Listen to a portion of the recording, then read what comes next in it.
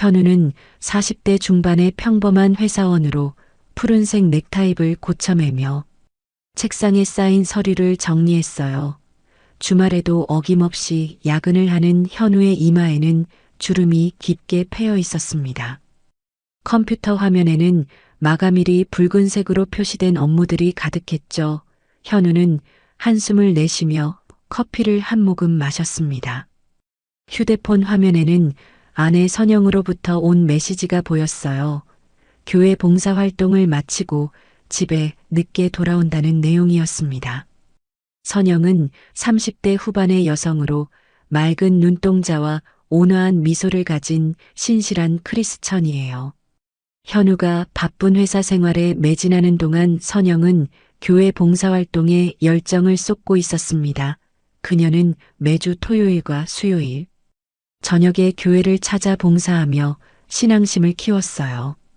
현우는 아내의 메시지를 보며 미소를 지었습니다.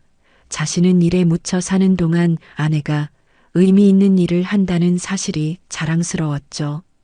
현우는 메시지에 짧게 답장을 보내고 다시 업무에 집중했어요. 그날 저녁 집으로 돌아온 선영의 얼굴에는 밝은 기운이 감돌았습니다. 성경책을 손에 든 채 현우를 반갑게 맞이한 선영은 오늘 있었던 봉사활동에 대해 열정적으로 이야기했어요. 박민재 목사님의 말씀에 대해서도 진지하게 전하며 눈을 반짝였습니다.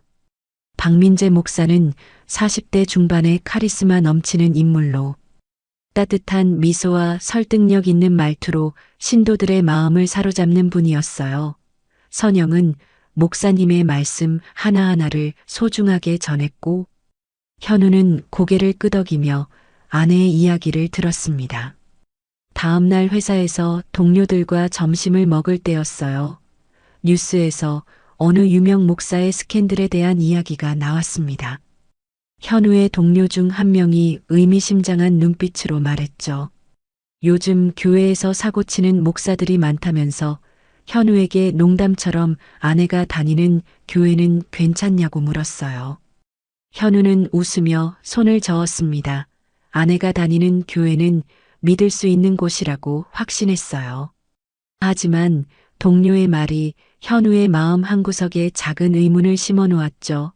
집으로 돌아오는 길에 현우는 문득 아내가 자주 언급하는 박 목사에 대해 생각해 봤습니다. 갑자기 궁금증이 생겼지만 곧 머릿속에서 지워버렸어요. 어느 평일 저녁 현우는 회사 일을 일찍 마치고 집으로 돌아왔어요. 오랜만에 아내와 함께 저녁을 먹고 대화를 나눌 생각에 발걸음이 가벼웠습니다.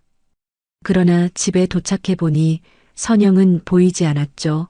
식탁 위에는 현우를 위한 간단한 저녁 식사와 메모가 놓여 있었어요. 기도 모임이 있어서 늦게 들어온다는 내용이었습니다.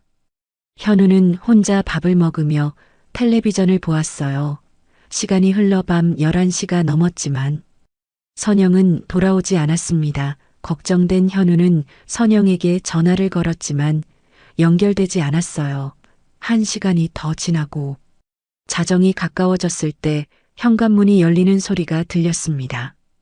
선영이 피곤한 얼굴로 들어왔어요. 현우가 왜 이렇게 늦었냐고 물었을 때 선영은 기도 모임이 길어졌다고 대답했죠. 영적으로 충만한 시간이었다며 환한 미소를 지었지만 어딘가 불안해 보이는 눈빛이었습니다. 다음 날 아침 선영이 샤워하는 동안 현우는 우연히 테이블 위에 놓인 선영의 휴대폰을 보게 되었어요. 그 순간 화면에 박 목사의 메시지가 떴습니다. 어젯밤에 대한 감사 인사와 함께 다정한 말들이 이어져 있었죠. 선영이 답장한 메시지에는 일반적인 신앙 대화를 넘어선 친밀함이 느껴졌습니다. 현우는 그 자리에서 얼어붙었어요. 머릿속이 복잡해졌습니다. 선영이 샤워를 마치고 나오자 현우는 아무 일도 없었던 것처럼 행동했죠. 하지만 마음속에는 의심의 씨앗이 자라기 시작했어요. 며칠 후 선영은 또다시 늦은 봉사활동을 이유로 저녁에 나갔습니다. 현우는 마음이 불편했지만 일부러 아무렇지 않은 척 했어요. 그러나 그날 밤, 현우는 평소와 달리 회사 동료와의 약속을 일찍 마치고 교회 근처로 향했습니다. 교회는 이미 어둠에 잠겨 있었고 봉사활동의 흔적은 보이지 않았어요. 현우가 주변을 둘러보고 있을 때 주차장에서 한 대의 차가 나오는 것을 발견했습니다. 그 안에는 선영과 박 목사가 함께 타고 있었어요. 두 사람은 대화를 나누며 웃고 있었습니다. 현우는 충격으로 그 자리에 서 있었죠. 머릿속이 하얘졌습니다. 그러나 곧 냉정함을 되찾은 현우는 그들을 따라가기로 결심했어요. 자신의 차에 올라탄 현우는 조심스럽게 그들의 차를 미행했습니다. 박 목사의 차는 도시 외곽의 한 조용한 카페 앞에 멈췄어요. 현우도 거리를 두고 차를 세웠죠. 창문을 통해 선영과 박 목사가 다정하게 대화를 나누는 모습이 보였습니다. 그들의 손이 테이블 위에서 맞닿아 있었어요. 현우의 가슴이 무너져 내렸습니다. 아내와 목사가 단순한 교회, 봉사자와 지도자의 관계를 넘어선 모습을 목격한 순간이었죠. 현우는 사진을 찍을까 생각했지만 그러지 못했어요. 아직은 확신할 수 없다는 생각이 들었습니다. 일주일이 지났어요. 현우는 일상을 유지하려 노력했지만 마음속으로는 계속해서 의심과 불안감이 자리 잡고 있었습니다. 선영의 행동을 예의주시하면서도 자신의 의심을 내색하지 않았죠. 혹시 자신의 생각이 오해라면 아내의 마음을 다치게 할 수도 있다는 걱정도 있었어요. 어느 일요일 아침 선영은 현우에게 예배에 함께 가자고 제안했습니다. 평소 교회에 가지 않던 현우였지만 이번에는 망설임 없이 동의했어요. 이것이 진실을 확인할 기회라고 생각했습니다. 교회는 신도들로 가득 차 있었죠. 현우는 선영과 함께 앉아 예배를 드렸어요. 박 목사가 강단에 올라 설교를 시작했을 때 현우는 그의 얼굴을 유심히 살펴보았습니다. 카리스마 있는 말투와 진지한 표정으로 설교하는 모습이 인상적이었지만 눈빛에서는 뭔가 다른 의도가 느껴졌어요. 예배가 끝난 후 신도들이 박 목사에게 인사를 건넸습니다. 선영도 그 줄에 섰어요. 현우는 조금 떨어진 곳에서 지켜보았죠. 박 목사는 다른 신도들에게는 형식적인 미소를 지었지만 선영에게만 특별한 눈빛을 보냈어요. 그리고 인사를 나누며 살짝 손을 잡는 모습이 현우의 눈에 들어왔습니다. 현우는 마른 침을 삼켰죠.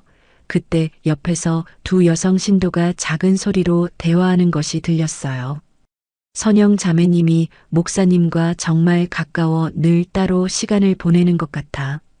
맞아, 봉사활동도 좋지만 너무 독점하는 것 같기도 해. 현우의 귀에 그 말이 크게 울렸습니다. 가슴속에서 분노가 끌어올랐지만 그 자리에서 참았어요. 더 확실한 증거가 필요했죠. 그날 저녁 선영은 또다시 봉사활동을 이유로 나갔습니다. 현우는 이번에는 선영의 행방을 쫓아가기로 결심했어요. 선영이 떠난 지 10분 후 현우도 집을 나섰습니다. 현우는 교회 앞에 차를 세우고 지켜보았어요. 예상대로 선영은 교회에서 박 목사를 만났습니다. 잠시 후 두 사람은 함께 박 목사의 차를 타고 어디론가 떠났어요. 현우는 조용히 그들을 따라갔죠. 박 목사의 차는 시내의 한 고급 호텔 앞에 멈췄습니다. 현우는 숨을 죽이고 지켜보았어요. 선영과 박 목사는 주변을 살피며 호텔 로비로 들어갔습니다. 현우의 손이 떨리기 시작했죠. 그의 온몸에 땀이 흘렀어요. 이제 모든 것이 확실해졌습니다. 아내가 다른 남자와 호텔에 들어가는 모습, 그것도 신성한 직분을 가진 목사와 함께. 현우는 지금 당장 뛰어가 그들을 당장 멈추게 하고 싶었어요. 하지만 냉정함을 유지했습니다. 증거가 필요했죠. 현우는 호텔을 향해 걸어갔지만 중간에 멈췄어요. 더 확실한 증거를 모으기로 결심했습니다. 다음 날 현우는 회사에 출근하지 않았어요. 몸이 아프다는 이유로 휴가를 냈습니다. 아침에 선영이 집을 나간 후 현우는 방 안을 서성이며 고민했죠. 어젯밤 선영은 늦게 들어왔고 현우는 자는 척했어요. 선영의 향수 냄새가 평소와 달랐습니다. 현우는 변호사를 만나기로 결심했어요. 이혼을 생각하는 것은 아니었지만 앞으로의 상황에 대비하기 위해 법적 조언이 필요했습니다. 지인의 소개로 만난 변호사는 현우의 이야기를 진지하게 들어주었어요. 증거가 필요합니다. 감정적으로 대처하지 마시고 확실한 증거를 수집하세요. 변호사의 말이 현우의 머릿속에 박혔죠. 현우는 사립탐정을 고용할까도 생각했지만 스스로 해결하기로 마음먹었어요. 그날부터 현우는 선영의 일정을 몰래 기록하기 시작했습니다. 일주일이 지났어요. 현우는 선영이 가장 자주 목사를 만난다는 수요일에 휴가를 냈습니다. 그리고 미리 대여한 소형 캠코더를 준비했죠.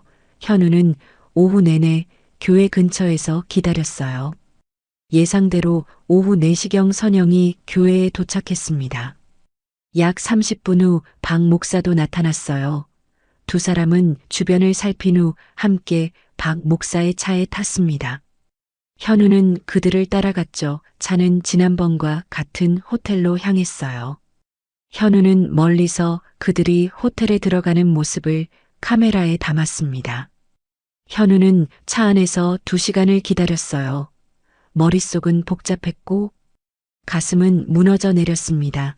시간이 흐른 후 선영과 박 목사가 함께 호텔을 나오는 모습이 보였죠. 그들의 표정은 밝았고 친밀한 대화를 나누는 모습이었어요. 현우는 모든 장면을 카메라에 담았습니다. 다음 날 현우는 또 다른 증거를 찾기 위해 선영의 휴대폰을 살펴보기로 했어요. 선영이 샤워하는 동안 현우는 그녀의 휴대폰 비밀번호를 알아냈습니다. 메시지함에는 박 목사와의 수많은 대화가 있었어요. 단순한 신앙적 대화가 아닌 연인 사이의 대화였죠. 오늘 너무 행복했어. 다음에 또 만나자. 너와 함께한 시간이 내게는 천국 같아. 현우는 메시지 내용을 모두 캡처했어요. 선영의 일기장도 찾아보았죠. 그곳에도 박 목사에 대한 감정이 적혀 있었습니다. 더 이상의 증거는 필요 없었어요. 현우는 자신이 모은 증거들을 정리하며 어떻게 대응할지 고민했습니다. 밤새 잠을 이루지 못한 현우는 아침이 되자 출근을 준비했어요. 평소와 다름없이 행동하려 노력했지만 가슴속은 불타올랐습니다. 선영은 그런 현우를 의심하지 않았죠. 오히려 더 다정하게 대했어요. 그 모습이 현우에게는 더 큰 상처로 다가왔습니다. 주말이 되었어요. 선영은 토요일에 큰 봉사활동이 있다며 아침 일찍 나갔습니다. 현우는 그날 집에서 혼자 있으며 지금까지 모은 증거들을 정리했죠. 사진들과 영상. 그리고 메시지 내용들을 하나하나 살펴보았어요. 흩어진 퍼즐 조각이 하나로 모이는 느낌이었습니다. 현우는 오랜 고민 끝에 다음 날 있을 주일 예배에서 모든 것을 공개하기로 결심했어요. 교회의 모든 신도들 앞에서 박 목사와 선영의 관계를 폭로하기로 했습니다. 현우는 컴퓨터로 증거 자료들을 정리하며 밤을 새웠어요. 일요일 아침 선영은 현우에게 함께 예배에 가자고 했습니다. 현우는 평소와 다름없이 대답했죠. 준비를 마친 두 사람은 함께 교회로 향했어요. 차 안에서 선영은 계속해서 교회 행사와 봉사활동에 대해 이야기했지만 현우의 귀에는 들리지 않았습니다. 교회에 도착했을 때 현우는 작은 가방을 들고 있었어요. 그 안에는 노트북과 작은 프로젝터가 들어 있었죠. 선영은 의아한 표정을 지었지만 현우가 업무용이라고 하자 더 이상 묻지 않았습니다. 예배가 시작되기 전 현우는 교회 관리인에게 다가갔어요. 잠시 영상을 보여주고 싶다고 부탁했죠. 현우의 진지한 표정에 관리인은 승낙했습니다. 현우는 프로젝터를 예배당 뒤쪽에 설치했어요. 모든 준비를 마친 현우는 자리로 돌아와 선영 옆에 앉았습니다. 예배가 시작되었어요. 찬송가를 부르고 기도를 드린 후 박 목사가 강단에 올라왔습니다. 박 목사는 환한 미소로 신도들을 바라보며 설교를 시작했어요. 그의 목소리는 카리스마가 넘쳤고 신도들은 그의 말을 경청했죠. 현우는 자리에서 일어났습니다. 선영이 의아한 표정으로 현우를 바라보았어요. 현우는 아내에게 미소를 지어 보이고 예배당 뒤쪽으로 걸어갔습니다. 박 목사는 설교 중이었지만 현우의 움직임을 눈치챘죠. 잠시 말을 멈추고 현우를 바라보았어요. 바로 그때 현우는 프로젝터의 전원을 켰습니다. 교회 벽면에 갑자기 영상이 비춰졌어요. 박 목사와 선영이 호텔에 들어가는 모습이 크게 보였죠. 이어서 두 사람의 메시지 내용들이 화면에 나타났습니다.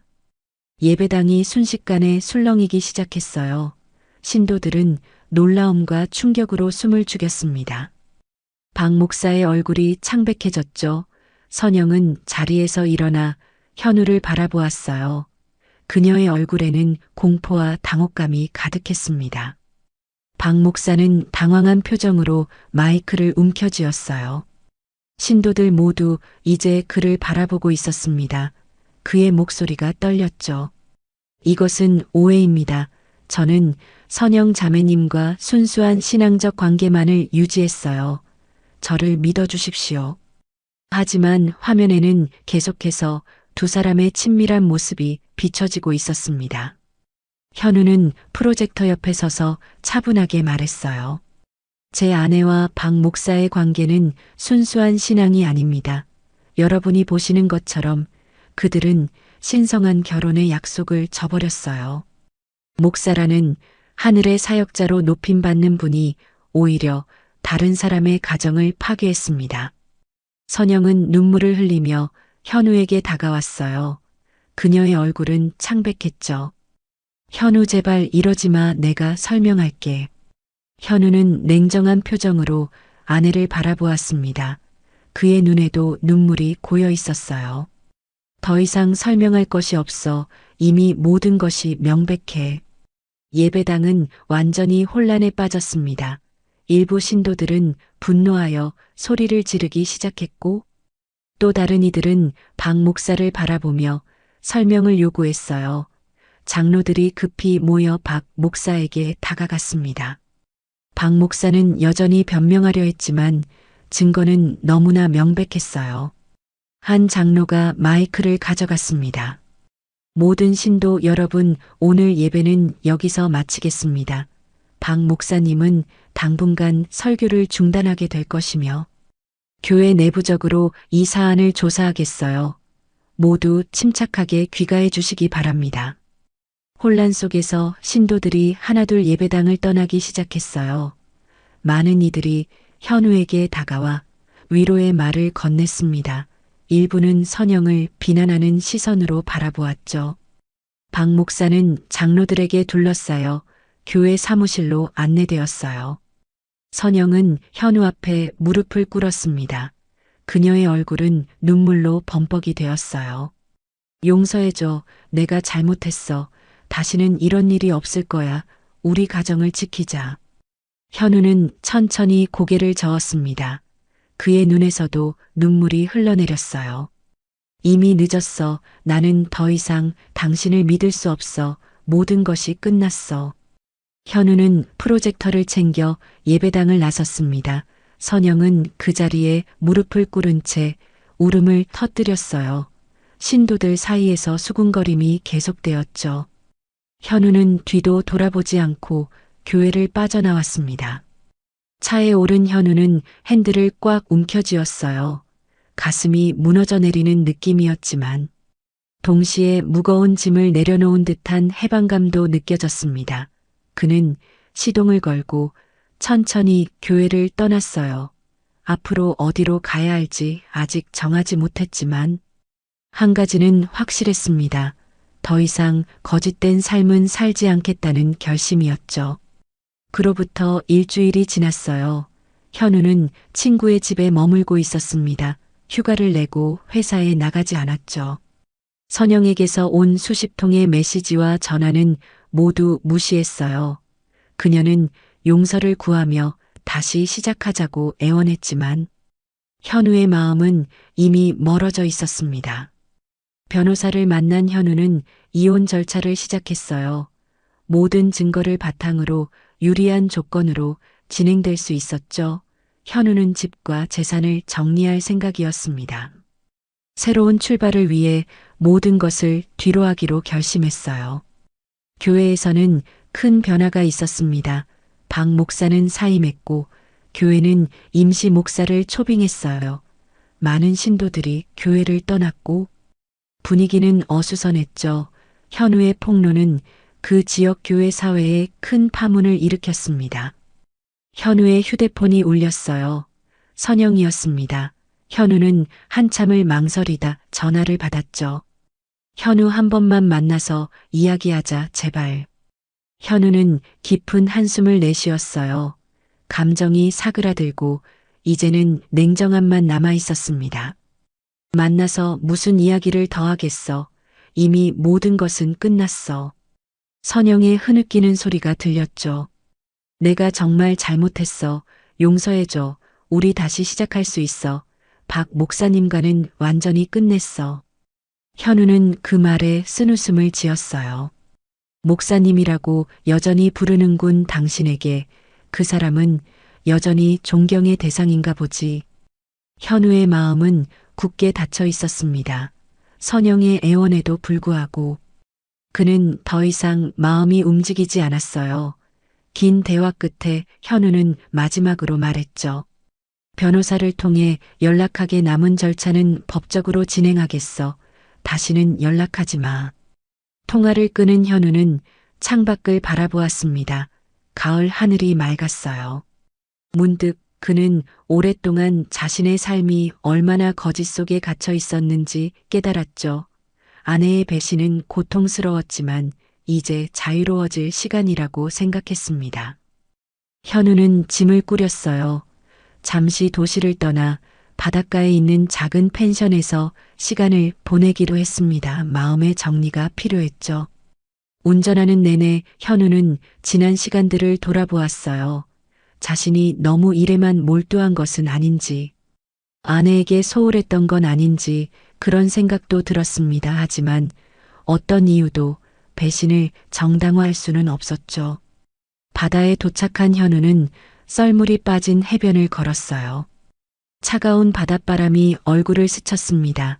현우는 깊은 숨을 들이마셨죠. 가슴이 아프고 무거웠지만 동시에 이상한 평화로움도 느껴졌어요. 더 이상 속이는 사람들 사이에서 살지 않아도 된다는 안도감이었습니다. 해변가 작은 펜션에서 이틀을 보낸 현우는 마음을 정리하기 시작했어요. 창문 너머로 보이는 바다는 끝없이 넓었고 파도 소리는 그에게 위로가 되었습니다. 현우는 이곳에서 새로운 시작을 준비했죠. 그동안 자신이 놓치고 있던 많은 것들을 돌아보는 시간이었어요. 아침 일찍 일어난 현우는 해변을 걸었습니다. 발 아래 모래는 차갑고 단단했죠. 바다는 잔잔했고 수평선 너머로 해가 떠오르고 있었어요. 현우는 주머니에서 휴대폰을 꺼냈습니다. 여전히 선영에게서 온 메시지들이 쌓여 있었죠. 그는 메시지들을 하나하나 지웠어요. 마지막으로 갤러리에 저장된 선영과의 사진들도 모두 삭제했습니다. 현우는 잠시 휴대폰을 바라보았어요. 그 작은 기계 안에 그동안의 삶이 담겨 있었죠. 회사 이메일, 일정표 그리고 사람들과의 연결고리 모든 것이 거기에 있었습니다. 현우는 심호흡을 했어요. 그리고 힘껏 휴대폰을 바다를 향해 던졌습니다. 휴대폰은 물살을 가르며 깊은 바닷속으로 사라졌죠. 이제 정말 자유로워졌다는 느낌이 들었어요. 어깨에서 무거운 짐이 내려간 것 같았습니다. 현우는 해변가 바위에 앉아 그저 바다를 바라보았죠. 시간이 얼마나 흘렀는지 모르게 그는 깊은 생각에 잠겼어요. 펜션으로 돌아온 현우는 노트북을 열었습니다. 새로운 이메일 계정을 만들었죠. 회사에 사직서를 보냈어요. 15년을 일한 회사였지만 현우에게는 이제 새로운 시작이 필요했습니다. 현우는 그동안 미뤄두었던 꿈에 대해 생각했어요. 언젠가 카페를 열고 싶었던 꿈. 좋아하는 책을 읽으며 커피를 내리는 그런 소박한 바람이었죠. 이제 그 꿈을 현실로 만들 시간이었습니다. 그는 노트북으로 창업에 관한 정보들을 찾아보기 시작했어요. 저녁이 되자 현우는 펜션 앞 테라스에 나와 앉았습니다. 밤하늘에는 수많은 별들이 빛나고 있었어요. 도시에서는 볼 수 없었던 광경이었죠. 현우는 깊은 숨을 들이마셨습니다. 가슴이 아직 아팠지만 이제는 미래를 바라볼 준비가 되었어요. 다음 날 아침 현우는 일찍 일어나 짐을 쌌습니다. 이제 도시로 돌아갈 시간이었어요. 하지만 같은 도시는 아니었죠. 그는 새로운 곳에서 시작하기로 결심했습니다. 작은 해안 도시에서 카페를 열 계획이었어요. 차에 올라탄 현우는 마지막으로 바다를 바라보았습니다. 잔잔한 파도가 해변을 적시고 있었죠. 이제 그에게 바다는 새로운 시작의 상징이 되었어요. 거짓과 배신으로 얼룩진 과거를 뒤로하고 진실한 삶을 향해 나아갈 준비가 되었습니다. 시동을 거는 현우의 입가에 희미한 미소가 번졌어요. 아프고 힘든 시간이었지만 그는 그 속에서 자신을 찾았습니다. 거짓된 신앙과 위선적인 사랑이 아닌 진정한 자신의 모습으로 살아갈 수 있는 자유를 얻었죠. 해가 수평선 위로 완전히 떠오르자 현우의 차는 해안도로를 따라 천천히 움직이기 시작했어요. 그의 앞에는 새로운 삶이 기다리고 있었습니다.